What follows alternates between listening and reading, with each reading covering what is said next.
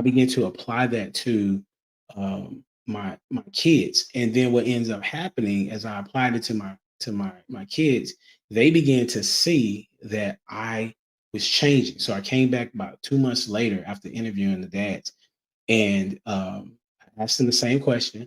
I said, "How am I doing now?"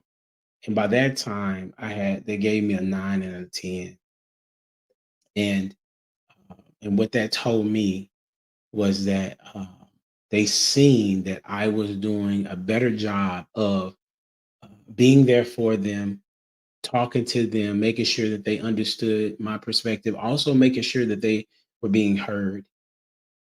And so, one of the things that I have learned in doing this podcast and interviewing the dads, one of the main takeaways was to make sure that I'm always present for my children, make sure that I communicate to them what's going on and what's about to happen, especially as much as possible, within the confines of what will make them comfortable.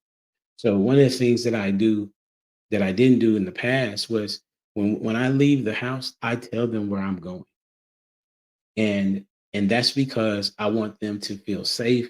I want them to know that they can get in touch with me, and I want them to know that no matter where I'm at, I'll be able to come to them if there was an emergency.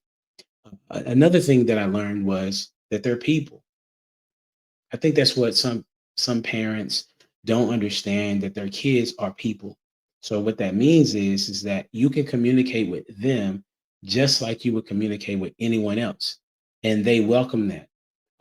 They want to know what it's like to be an adult, and so when parents begin to talk to their kids like the little baby talk, it really slows down the process of them learning the English language.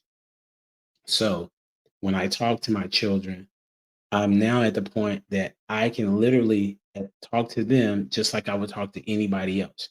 And so if there was a word that they didn't understand, they would simply say, "Dad, what does that mean?"